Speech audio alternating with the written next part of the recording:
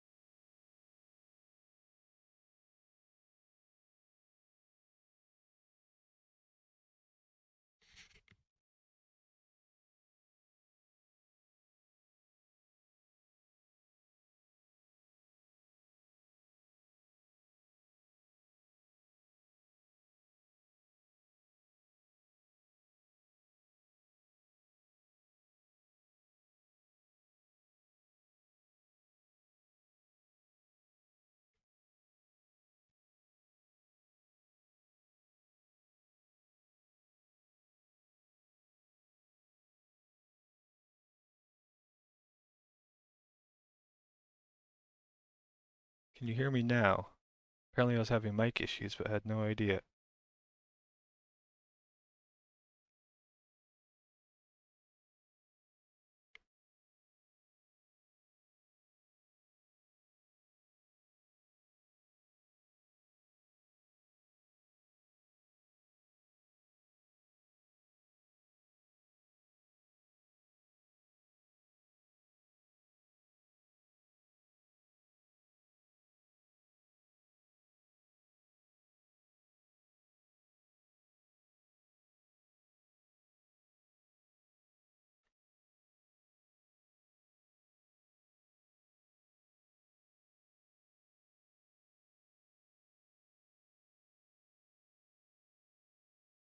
Testing 1, 2, 3. Can anyone hear me?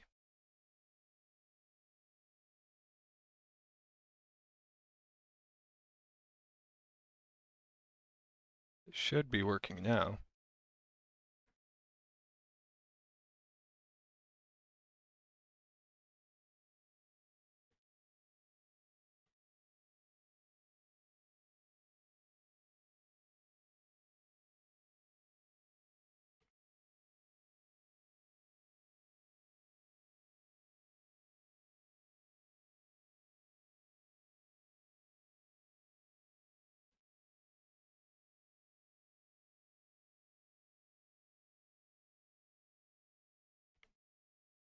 Well, let me restart, I guess. I had no idea my mic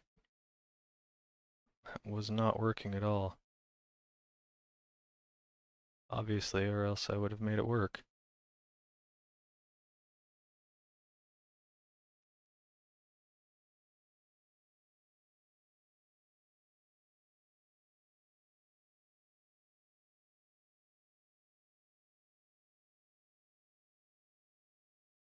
Well, I'll just restart. I'll do a quick recap. Hopefully it won't take too long. I'll have to edit this after then. That's frustrating.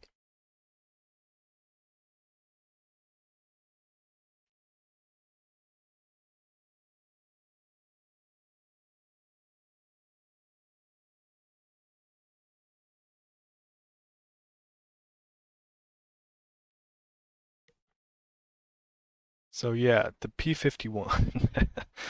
I just did all this talking and it was not working. The joys of having 32 programs running on my computer. Okay, in short, P-51 109. The 109 is a lot older. First flew in 35 and introduced in 37. The 51 was first flew in 40 and introduced in 42. The 109 is a lot smaller of an airplane. It has a length of only 29 feet compared to 32, 32-foot wingspan compared to 37, a height of 8 feet compared to 13. So the 109 is a really short airplane. You can stand right next to it and look in the cockpit. It's a lot lighter as well, with a empty weight of around 5,000 pounds and a gross weight of 7, compared to a 7,600 for the 51 empty and a gross weight of 9,000 pounds. Max takeoff for the 51 is a lot higher at 12,000 versus 7,400 for the 109. The 51 also has a lot more internal fuel, 270 gallons versus 106, which means the 109 only had a flight time of about an hour in total before it had to be back on the ground to be refueled. Let's just double check things here. Okay. Yep, that's the right one. Engines. So they're both powered by liquid-cooled V12s. The P-51D, in this case, was powered by the Rolls-Royce V1650, or better known as the Merlin. This is a Rolls-Royce motor built by the British. The 51s initially had an Allison, which is an American V12, but the Merlin was a lot better at high altitude. Thus why it was put into the Mustang. Most of them were, or all of the ones for the Mustangs were built by Packard in the U.S. The engine for the Daimler-Benz, or excuse me, for the 109 was a Daimler-Benz DB605. It's a V12, but it's inverted, so it's upside down compared to your standard V-type engine. The Rolls-Royce is a lot smaller as far as capacity goes. It's only 27 liters compared to 35 for the the Daimler-Benz, which is unique or interesting because the 109 is such a small airplane. The Merlin produces around 1,500 horsepower in the P-51. It's liquid-cooled. It has a twin-speed, twin-stage supercharger. It's carbureted, and it spun a 11-foot, 2-inch Hamilton Standard 4-blade paddle propeller. The Daimler-Benz in this configuration, which I think is for the G6 model, which is the most produced model of the 109, produced around 1,400 horsepower at 2,800 RPM, or with water methanol injection, which is a technology that essentially allowed you to run more boost. It was near 1,700 horsepower. It's also liquid cooled, but it had a single stage variable speed supercharger, which was a wonder of engineering, but compared to the Merlin supercharger, it's in ways better, but probably not as good as the Merlins. It is also fuel injected instead of carbureted. A fuel injected V12 in the late 30s is really impressive. It spun a 9-foot, 8.5-inch VDM 4-blade propeller. Actually, I think it's 3-blade propeller. Which you can see is quite a bit smaller, 9 foot 8 inches compared to 11 foot 2 inches. That's a big difference. Initially, while the mic was off, I spent a lot of time on this page talking about a ton of other stuff, but for time's sake, I'll move on. Performance. So the P-51, it's war emergency power, or at war emergency power, which is essentially the max throttle this thing can go. It could top out at 442 miles per hour at level flight, 26,000 feet. At 28,000 feet at military power, which is kind of your standard max power, 439. So this is an extremely fast airplane. Cruise speed around 360. Had a decently slow stall speed of 100 miles an hour. Had a range of 1,650 miles with external tanks. A service ceiling of 41,900 feet. Rate of climb of 3,200 feet per minute. We don't need to go into the other lift to drag and stuff. I took all this off Wikipedia.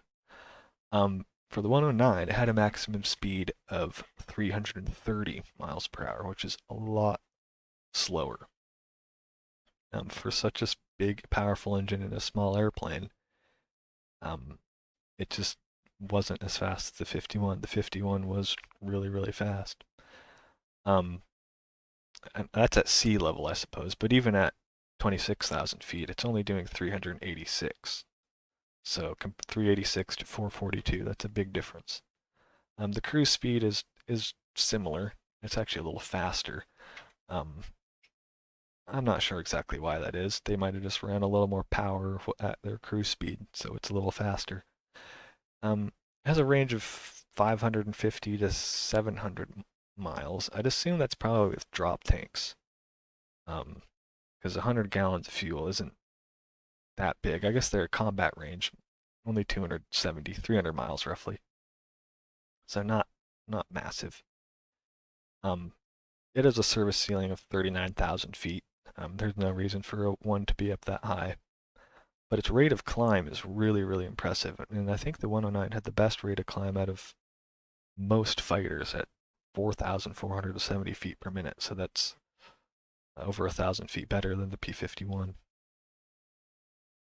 Here's some differences in the development of the P-51. As you can see on the top, this is a very early P-51. This is actually called A-36. This is a P-51 that was designed for dive bombing. They only made a handful of them, and they didn't use them a whole lot. Here you get into one of the more commonly made variants, the P-51C. As you can see, these are, I like to call them birdcage canopies, where this canopy is just, it's like a bunch of window panes. And you can see this, the one on the top actually is an Allison-powered one. You can tell by the intake scoop on the top of the engine instead of on the bottom, as the Merlin ones were. Next you have another P-51, oh, this is actually a Mustang 3. This is a British version. It's essentially a C, but as you can see it has a different canopy on it. That's called a Malcolm hood, which is a British invention. And then you have the most commonly produced variant, P-51D, or the bubble canopy. You can see it's got the big plexiglass canopy. It's kind of the most legendary version of the Mustang.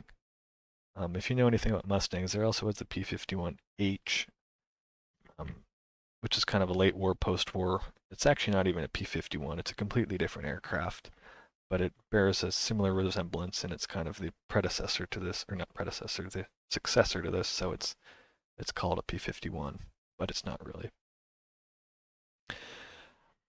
When it comes to variants of the BF-109, there were a lot of variants. There's really only 4 main variants. There's the E series, the F series, the Gs, and the Ks.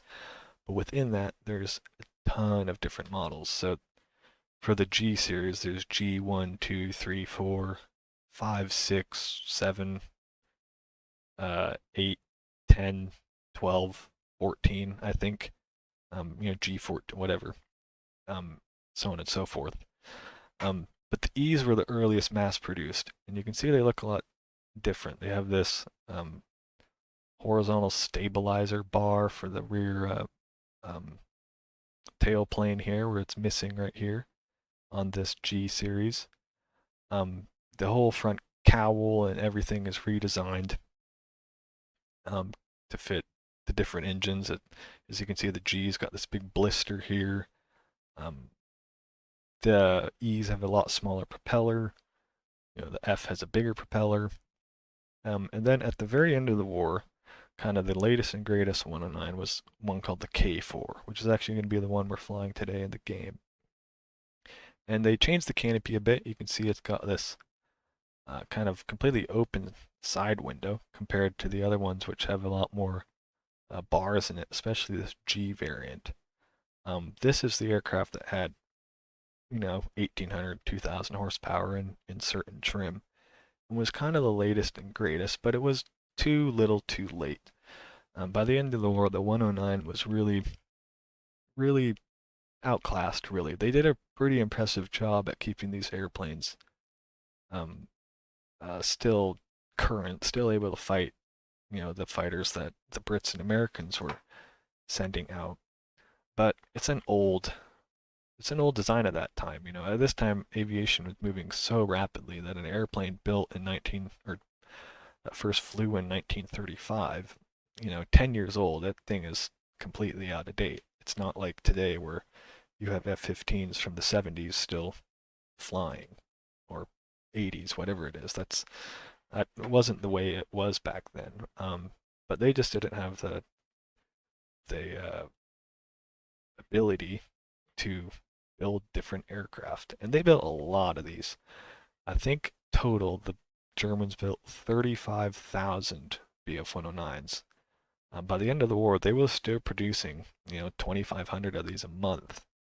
But ironically, we were actually destroying more, not we as in the Americans, but the Allies were destroying more 109s than they were able to build a month, which that's a net lose.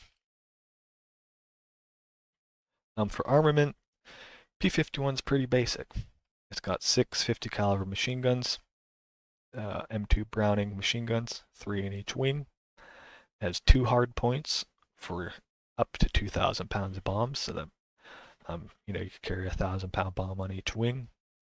It also had the ability to carry rockets, 10 5-inch rockets, so 5 on each wing.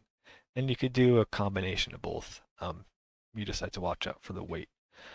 The 109 is still fairly simple. It was equipped with a variety of machine guns, MG-17, the 131, and the 151. The main was the MG-17 and 131. They're mounted right up on the nose, and they fired through the propeller blades. Not actually through the blades, but it had a mechanism so it wouldn't shoot the blades. It also had ability to mount machine guns under the wings, and you see that on some. It did have a cannon, though, going through the propeller hub, the spinner, and right through the middle of the engine. It had an MK-108 30mm cannon, which is extraordinarily deadly. And that's what this K4 we'll be flying today had. It could carry rockets as well, but they really didn't use them that much. And I think they mainly used them for anti-air, for shooting down bombers. But it does not have the same armament capabilities as a 51.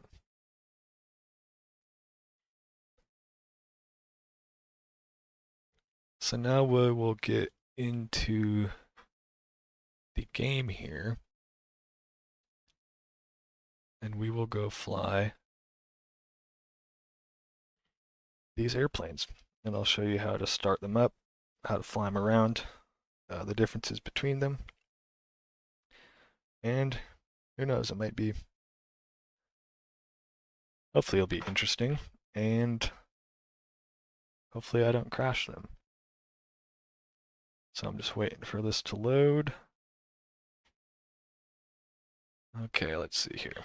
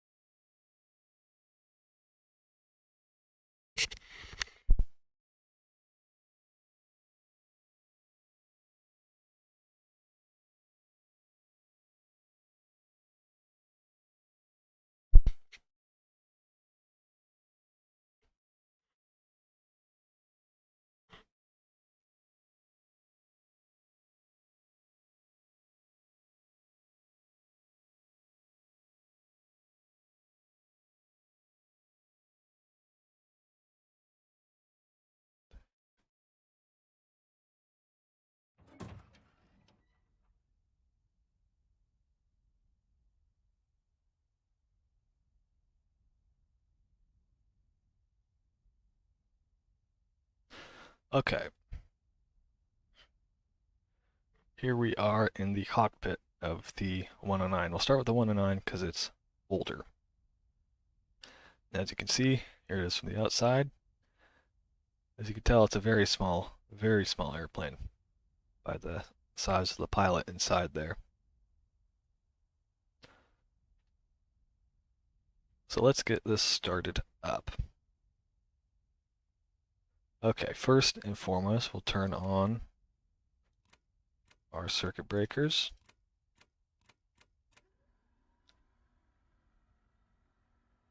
And hopefully the volume is good enough in this. We're going to turn on our fuel pumps. We're going to turn on our magnetos. And then we're going to call the ground crew and ask them to run the starter. Copy. Got a copy? Okay, let's prime the engine.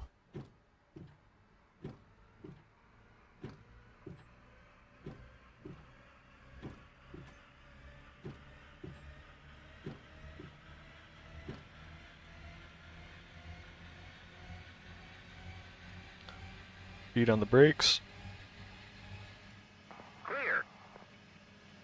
Open the handle and pull.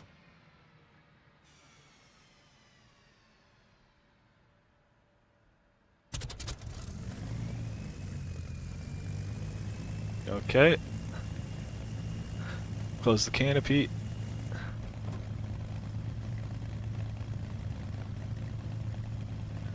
And we're just going to let this temperature come up right here in the green gauge there. That's our coolant temperature. The red, we have oil temperature, and then on the red half of this gauge is oil pressure. We have fuel pressure on the left half, the yellow, with the fuel gauge in the yellow ring here. Turn on our oxygen. Make sure we have a little nose down trim.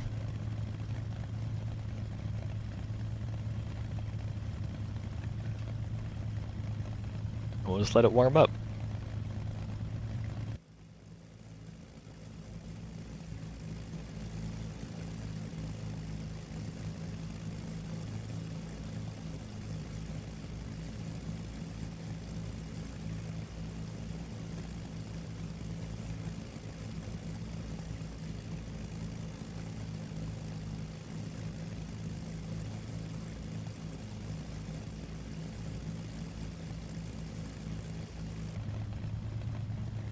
As you can see, the cockpit in this plane is really, really small and has pretty awful visibility. If I look behind me, it's really, really bad. There's a lot of blind spots, and that'll become increasingly clear when we switch over to the P-51.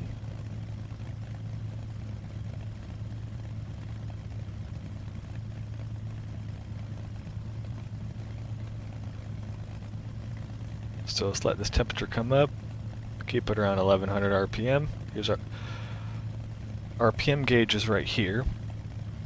Here's our boost gauge. Here we have our climb indicator, how much we're climbing versus descending in meters per minute. Here we have our artificial horizon, so there's our airplane, straight and level. Here's our compass. Here's our altimeter in meters and kilometers, obviously. And here's our speedometer in kilometers per hour.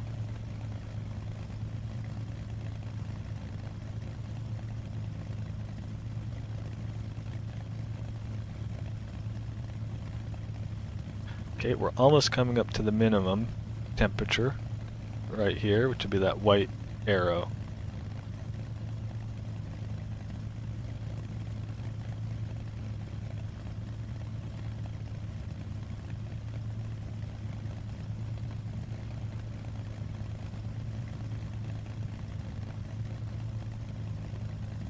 Okay, we're at that, so I'm going to first, here, let me turn my camera on.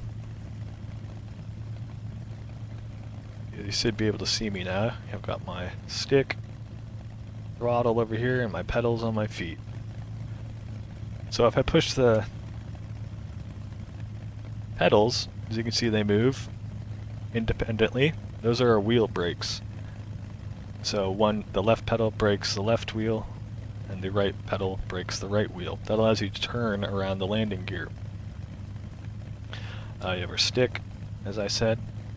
If you slide the pedals, this moves our rudder.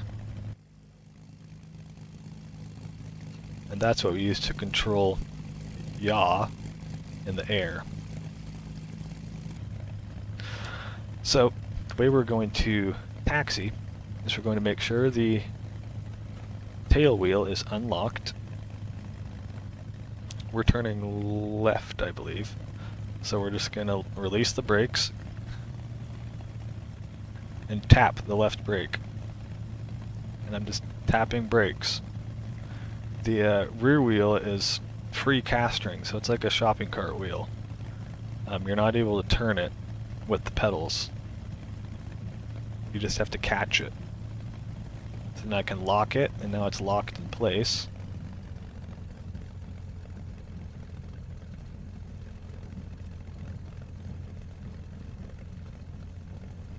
Okay, we're coming up to the runway. I'm going to put down 5 degrees of flap. So there's no flap indicator. You'll see the flaps indicator on the wing. So if I put down that first black line right here, 5 degrees. I'll give it a little bit of throttle. unlock that tail wheel, and we're just going to come out, get on the center line, lock the tail wheel so it doesn't spin, come to an idle. Okay, and hopefully I can get this thing off the ground. It could be kind of a dog to get off the ground. We're going to go full right rudder, we're going to go a little back and to the right, as you can see. So I'm going to give throttle and release.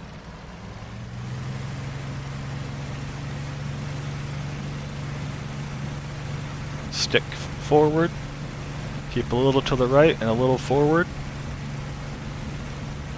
Dance on the rudder, and up we go. Gear up.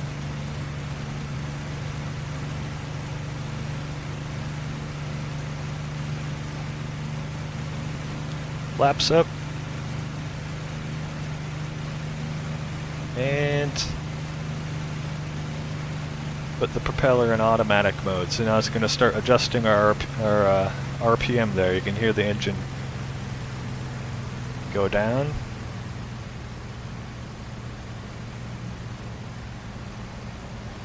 And we're just going to climb out here. At this point you could charge your cannon, turn your safety off, and arm the guns. And we're going to turn around here.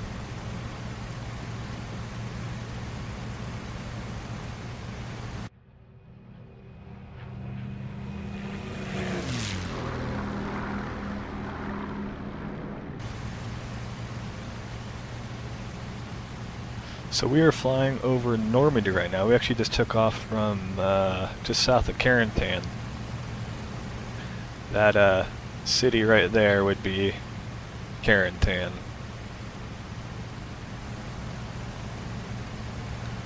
I think I have some... I thought I had some things to shoot at. But let's just go fly around for a bit and we'll do some maneuvers.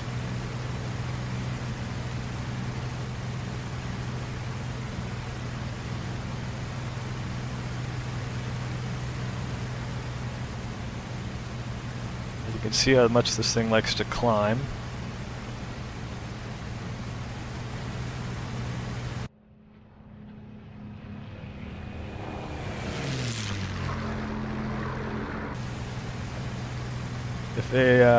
If you're flying an American plane and you see a BF-109 climbing, don't follow it. You're not going to be able to keep up.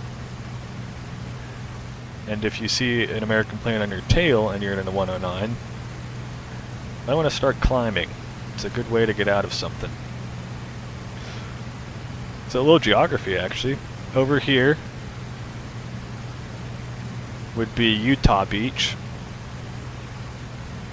And over there would be Omaha. And here we have the Duve estuary. I think it's the Duve. But in flying this game online, we call them the frog legs.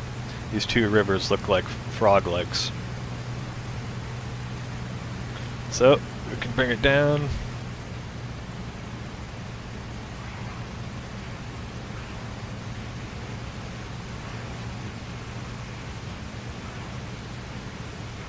There's a bridge over there. We can do a low pass over that. We'll do a high power pass and I'll do an outside view. You can hear this thing.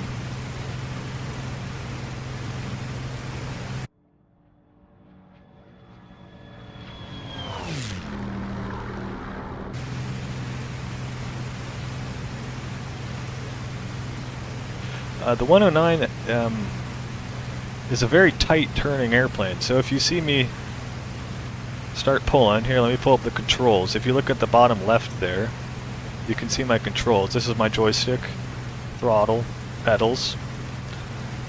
I can just start pulling very easily, and you can see how tight of a circle I can turn. It's starting to get some buffeting now. We're getting really slow, but this thing can turn very, very tight. You never want to turn fight. Say if you're in a P-51, you don't want to turn fight a 109. Because the 109s just could be able to turn that much tighter. Here's your gun sight. You can fold the gun sight out of the way, turn it up, but it's offset. So you can fire your machine guns and your cannons. See, the cannon comes out of the nose, machine guns on top. The cannon in this plane is very, very, very deadly. One round to an engine will completely destroy it. You'll lock it up immediately. So, for time's sake, we've done a little bit of flying. Nothing crazy. Let's go find a runway. And we will try and do a landing. As far as trimming, so aircraft trim, you're able to, in say a modern airliner or something, you're able to adjust where a center is on your control surfaces. So if right now I let go of the stick, the plane wants to go to the left. So in a modern airliner, you'd be able to move a dial and it would adjust this so it would move the stick back to the center. Well, the P-51 has this. The 109 only has trim for up and down. So I can hold it like this and I can go up with just a button and go down with a button. But other than that, you have to fly everything with your hands. So it's a much more hands-on airplane than a, say, a P-51 or a P-47 or even a Spitfire, because the Spitfire has both elevator trim and rudder trim. So there's the airport we started at. Let's go do a landing there. I'm going to adjust my propeller pitch using this clock-looking thing, so it requires me to turn a switch there and then use a button. And I'm going to go to the what? I can't remember position. 12 o'clock, I think.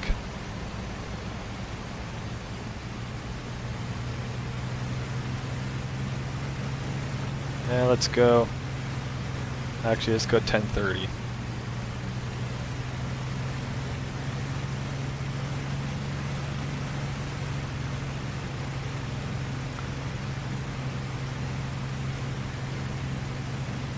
Okay.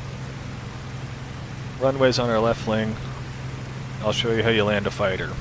Or hopefully land.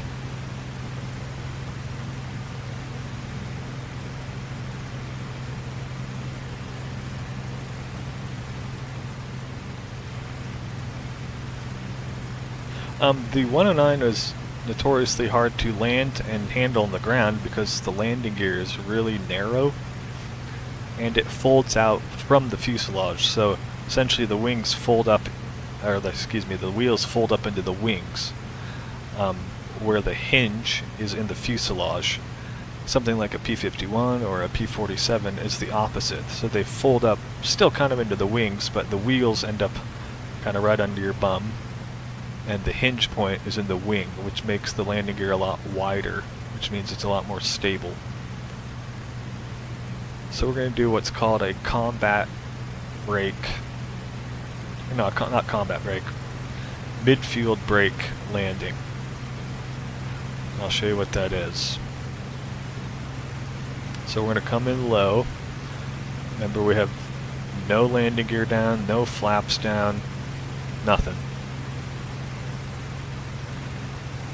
It was common practice if you got 2 kills on your flight, say, as you flew over the airfield, rock your wings twice.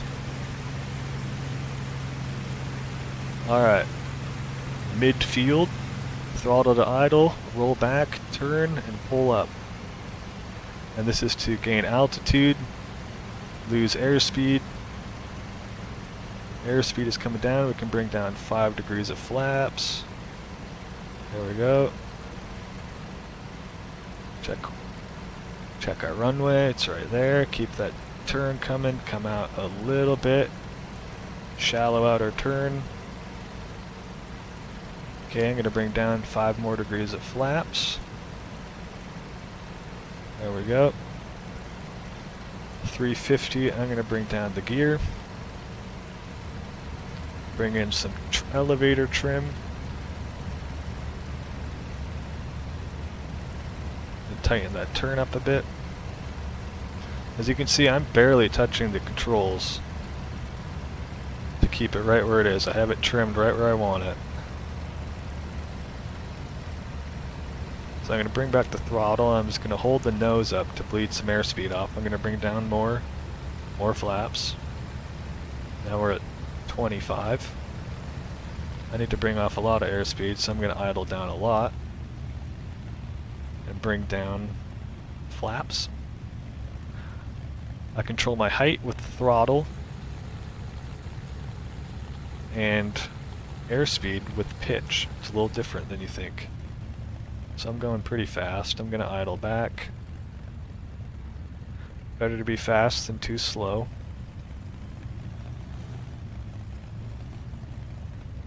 Bring that way back. Flaps all the way down. I can also open my radiators to slow me down. Okay, that's good. And flare.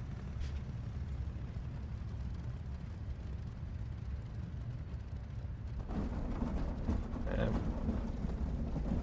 move the rudder. Stick all the way back. Start tapping in those brakes.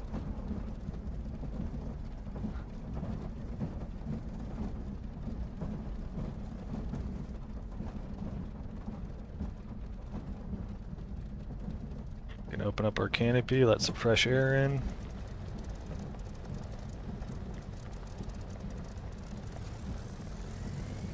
Bring our flaps up.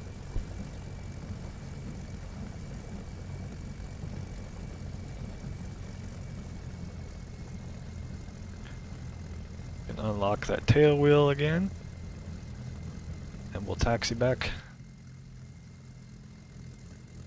and park.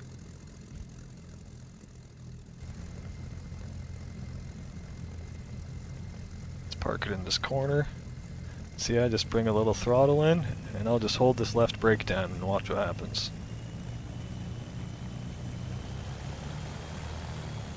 Spins me right around. Brake. We can just turn the magnetos off. Shut it down. So that's the 109. That landing actually went really well. So let's put it on an intermission here, and I will go load up the P-51.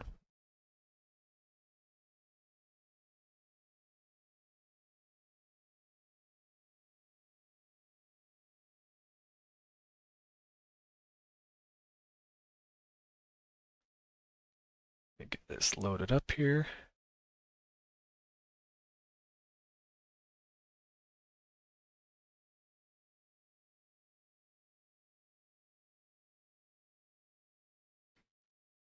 Okay.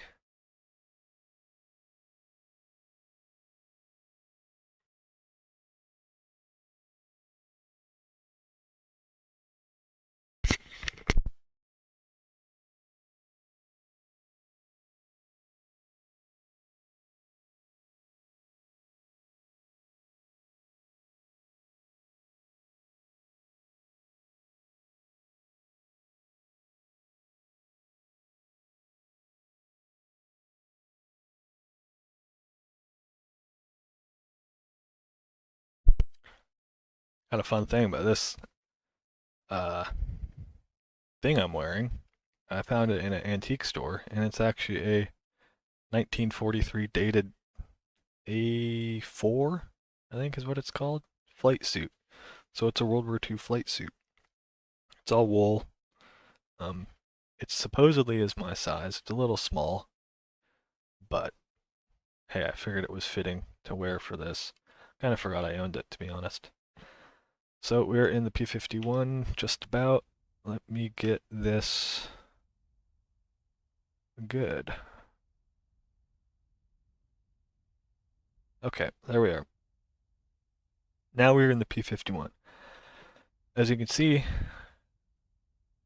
zoom adjusted, the cockpit's a lot bigger in the P-51.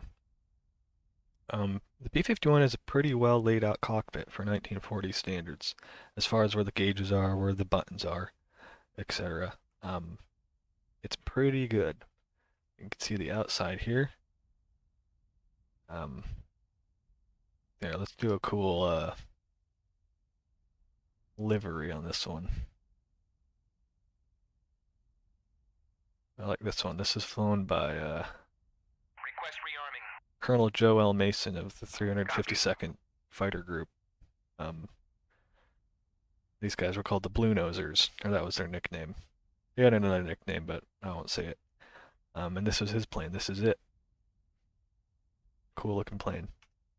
As you can see, we got two 500-pound bombs on each wing, or one on each wing, as well as four 5-inch rockets. So 2 on each wing. You can see that big Hamilton Standard propeller.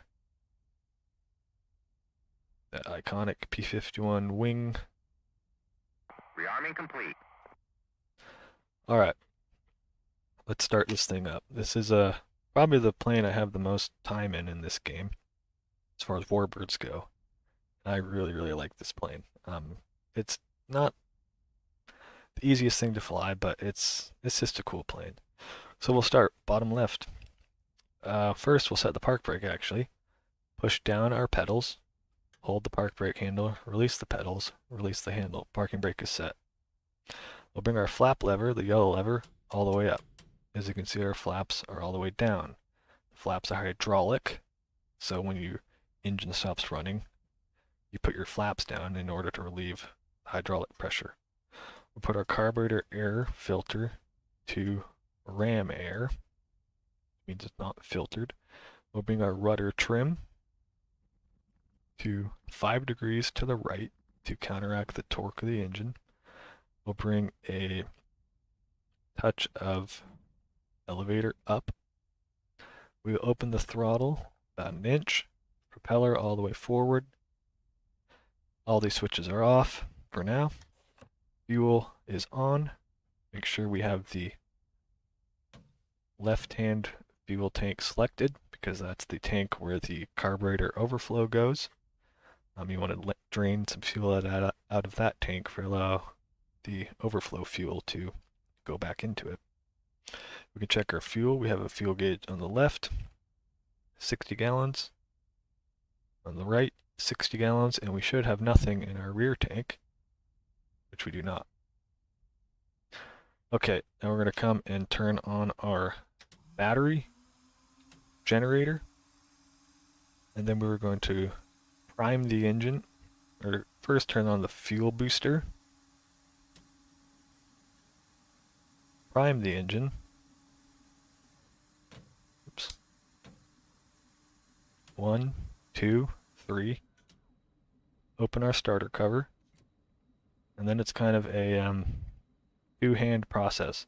I'm going to hold the starter.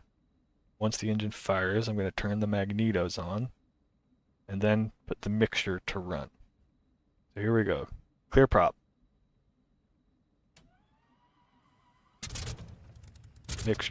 Magnetos on, mixture to run.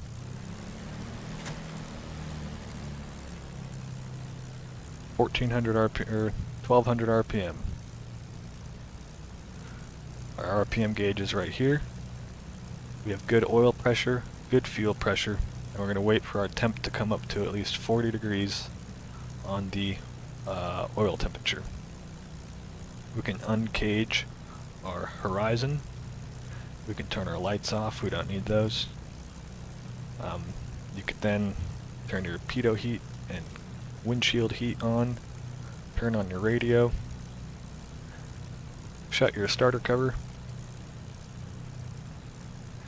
We can turn our gyro on for the gun sight if we need it, which we will, because I have some targets set up we can shoot at, and we'll just let this thing warm up, and switch to the outside and let you hear it.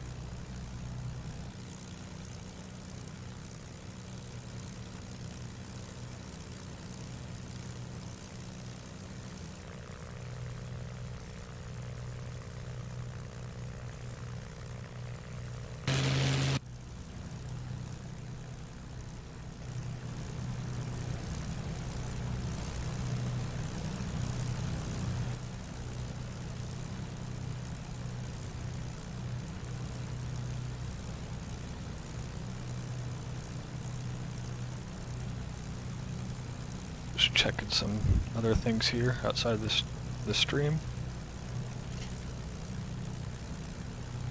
Okay, we're almost up to our temperature. We're at 35 degrees on the oil.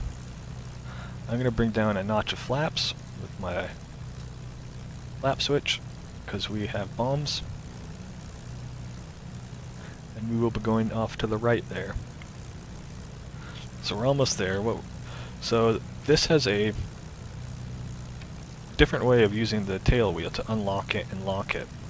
To lock it, you pull to the rear of this with the stick, and to unlock it, you push it forward. The different thing is that with it in the locked position, by moving the rudder pedals, as you can see, you can turn the rear wheel 5 degrees in each direction, which helps you keep it straight. So let's idle back to 1000 RPM here. Tap the brakes, releases the parking brake. Throttle up a bit, push the stick forward, tap the right brake. I'll pull up those controls again.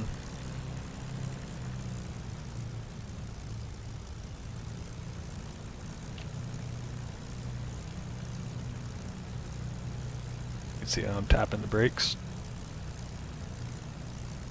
And I'm going to point it down the runway here. And we'll do a run-up. This is where you test all the systems of the aircraft. You do this in Mustangs, you do this in Cessnas.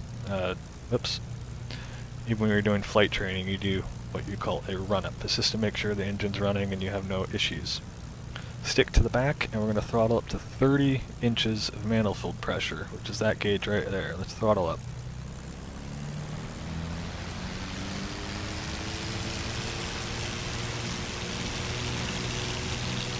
Okay, we're going to cycle the prop.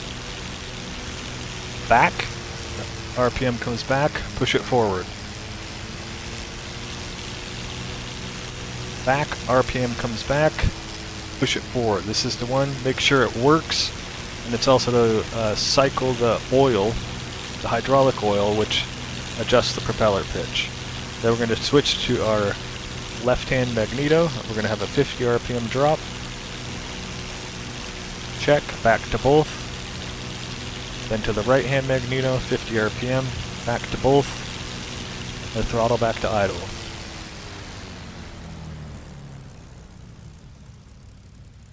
Everything checked out. Alright, close the canopy. We'll do that once we're out. Stick forward, tap the brake, throttle up.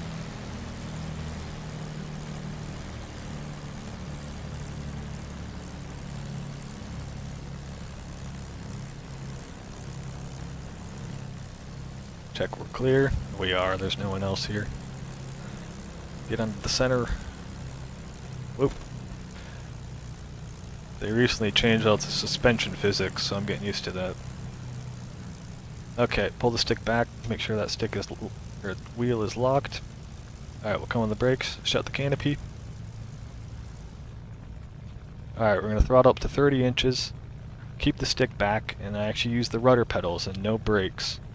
And this thing is pretty easy to take off. 30 inches. Release the brakes, full throttle, all the way.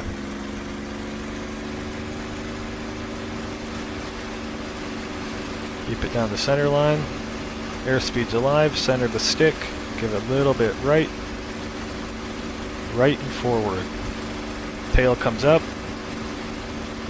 120, release the stick, we're in the air, gear coming up. Got the light turns red, which means the gear is in motion. Light is out, gear is up.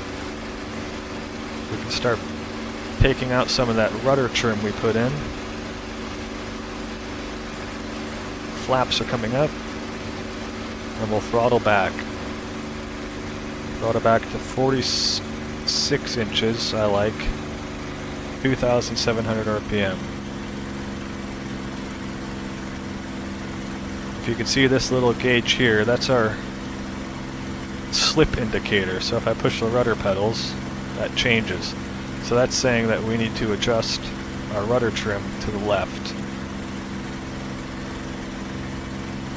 Keep it coming, keep it coming. A little too much. Then I can just trim out all the other surfaces. So now you can see I can let go of this stick and it flies straight and level. There's a mirror.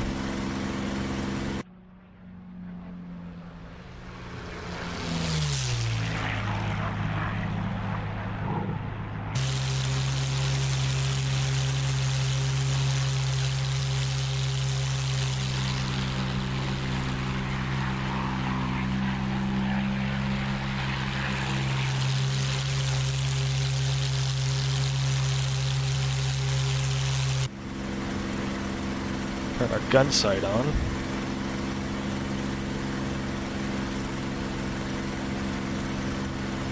We're getting a little hot in the temperatures, so I'm going to open our cooler.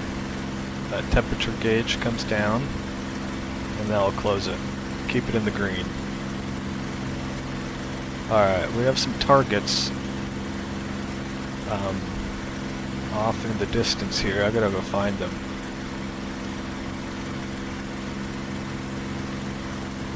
Okay, I know where they are. I actually put these targets as near as I could find the Airbnb we stayed at when my brother and my dad were in Normandy this May. I just kind of found an area on the map and put some trucks and some Tiger tanks there, or some half-tracks to fire at. I thought that'd be kind of funny. So, let's do some bomb drops. We're going to drop both bombs. So switch it to both. We're going to arm them by pushing these down. That's it. Bombs are ready to go.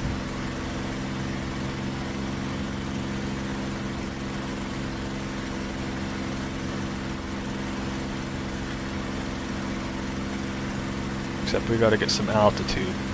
Like I said, the 51 doesn't really like to climb, especially with bombs and rockets on it.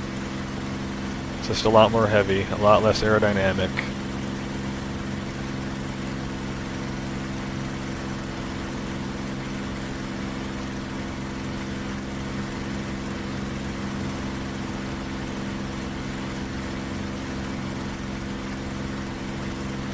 Okay, let's find out where they are. Okay, there's our half-tracks. They're in this field right by this bridge. So that's where we're going to start. I'm going to keep climbing.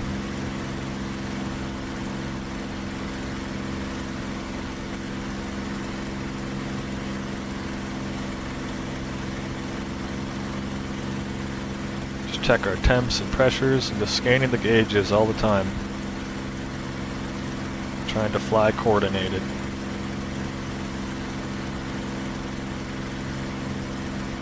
But as you can see by the controls, I barely have to touch them right now. I actually don't. I'm not doing anything.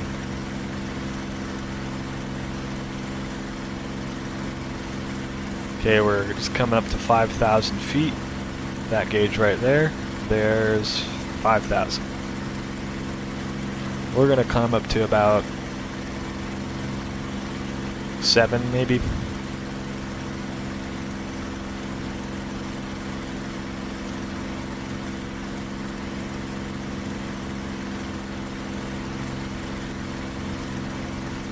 Okay, they're right in that, right by that bridge there. Probably can't see them, but they're right there.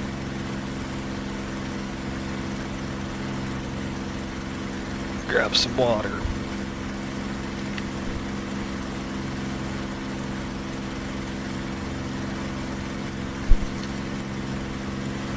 Okay, we're getting a little hot again. I can pull back the power a bit. We don't need this much.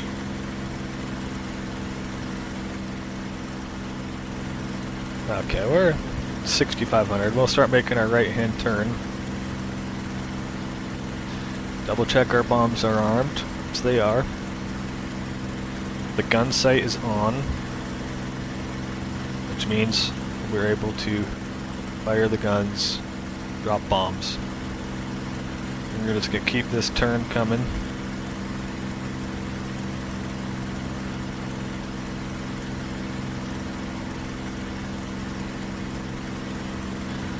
Push it back up to 2,700 RPM. Remember, we're aiming for that bridge right there. They're right here. A couple half tracks there. So what we're going to do is we're going to line up so we can, at an angle, so we can always keep our eye on the target. And we're going to kind of line it up so it will intersect with our vision right off this right-hand wing.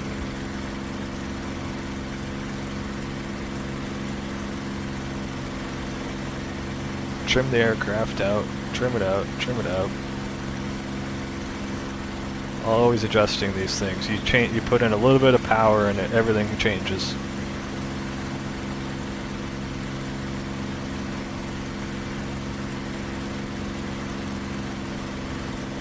Get a little tighter to it.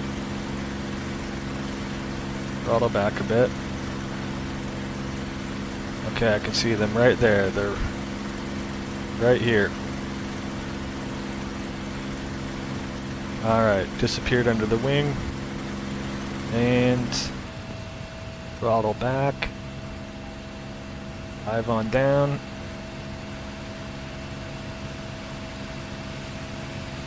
Coming in hot. See if I can hit these actually. They're right in front of me. And release. Pull back. I hit near them, but I don't know if I actually hit them. Let's arm our rockets. Rockets, single.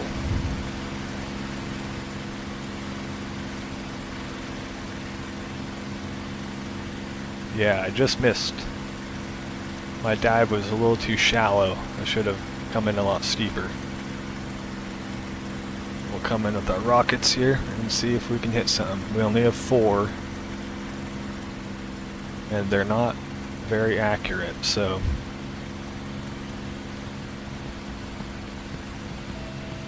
Throttle back.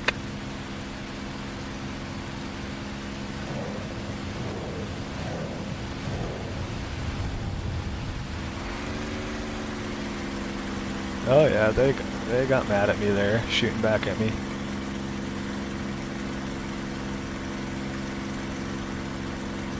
I think I got one, but I'm not going to be able to hit him with anything else.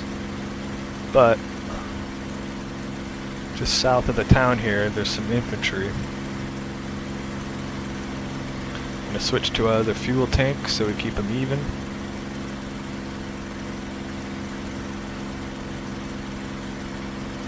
Okay, they're right there.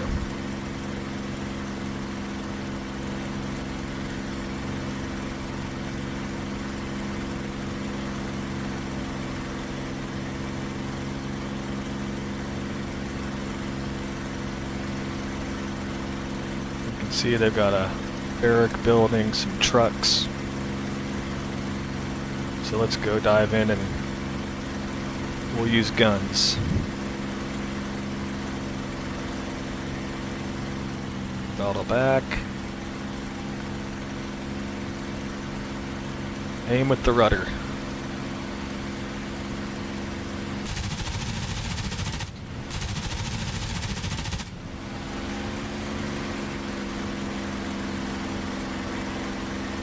Got two of them. Climb up. Get some distance.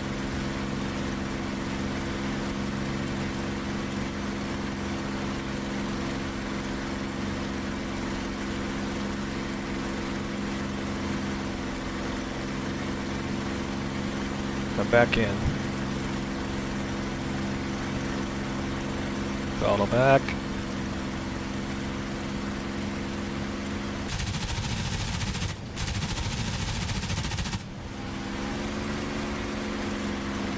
Got one more there.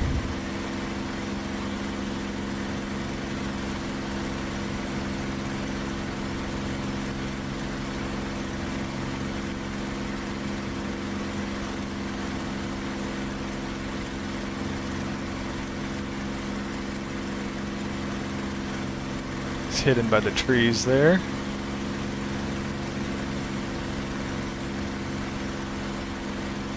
So we'll extend out here. Temps are getting high. Bring our RPM up a bit. Open our radiator. Back in the green, we'll shut it. These aircraft are very, very manual. You have to keep an eye out for everything. Those trucks are blowing up. Their fuel tanks are blowing up. Throttle back. Let's spot that other truck. There he is. And then we'll strafe the command building behind that.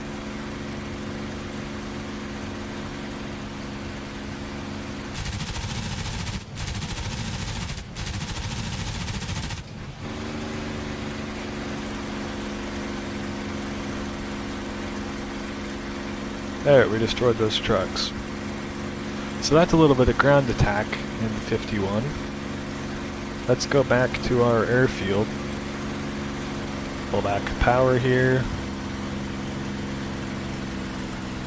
Nice cruise power. And we will do a landing in the P-51.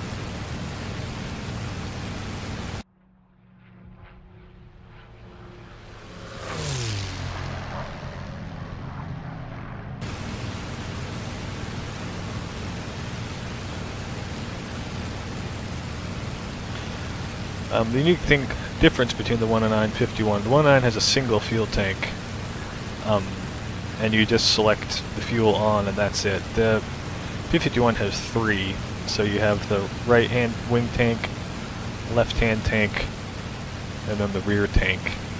The big thing with the fuel in the rear, you want to empty that fuel tank out first if you have fuel in it, because it makes the center of gravity is in the wrong place. It's too far rear.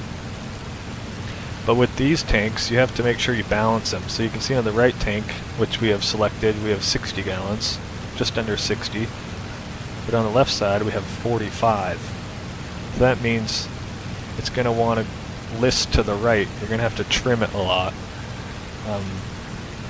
because we have more fuel on the right-hand side, which means it's more heavy. And if you forget to do that, it can completely ruin you in a dogfight, because I've done that. Drained a whole tank and only had the left-hand one, and the aircraft was terrible to fly. So there's our airport we'll land at, called St. Pierre. Just on the other side of that would be, just in front of us here would be Omaha Beach, right up here. So we'll come in the same and we'll do a midfield break combat landing.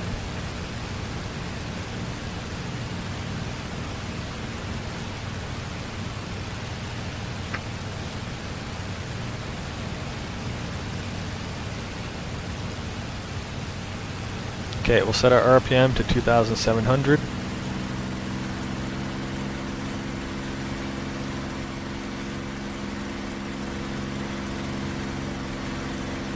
We've got a little checklist here. Lander mixture, propeller 2700, boost pump is on, fuel is good, radiators are on, landing gear 170, flaps at 165. So I'll bring it in Nice and low. We'll do a really low on this one. Show off to the ground crew. Probably too fast, too low, but whatever.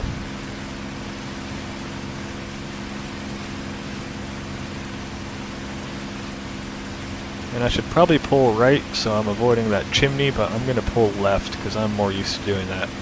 So we'll come in really low. Waggle our wings.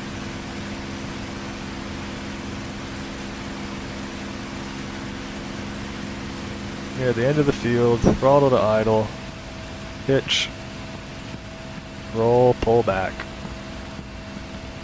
climb and turn. You bring in some flaps.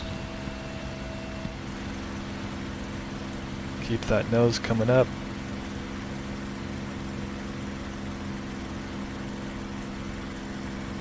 We can bring our gear down.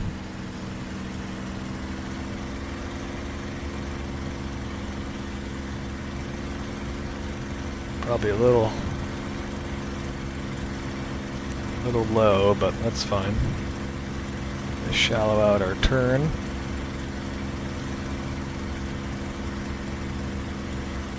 Bring in some more flaps.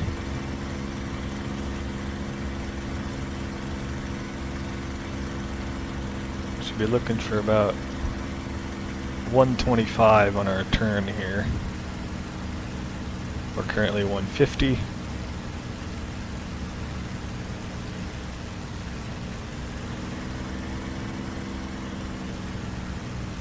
I'll keep that nose pitched up to keep that airspeed bleeding off. Bring back some throttle. Bring in some more flaps.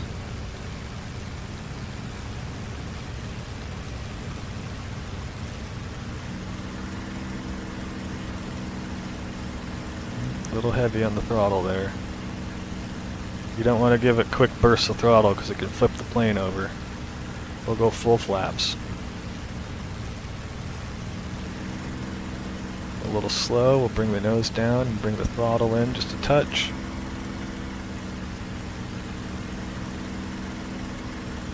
Okay, we'll start slowing down here. We're looking for about 110 miles an hour over the threshold, which means the end of the runway. Gear is down, gear is green, flaps full, prop is set. We're at 108 miles an hour or so. Keep that turn coming.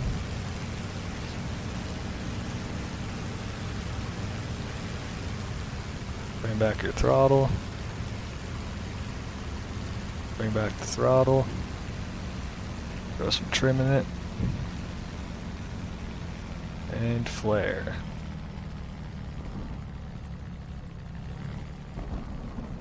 Little bounce, but that was fine. Stick back so you can use your tail wheel.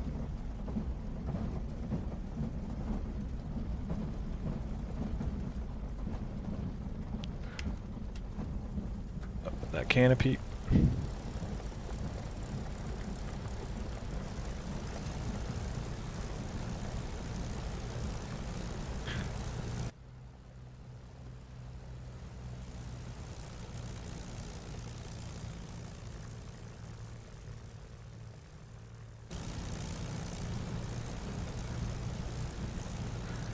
Just keep it coming down and we'll pull off here and shut it down.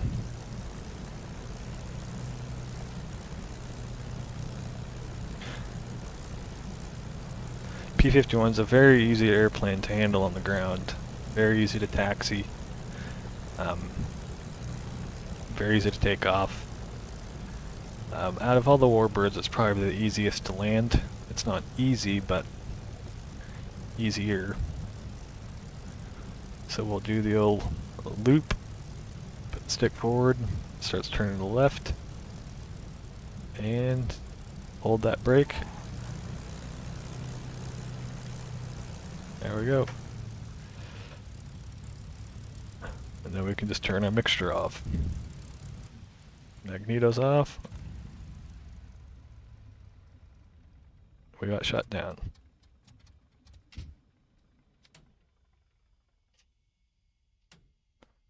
Battery off, get all our switches off. Radio off, fuel off. Got the parking brake, booster off.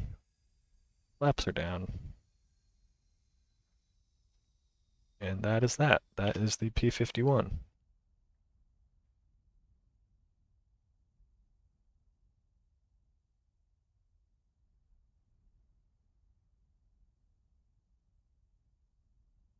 Very cool airplane.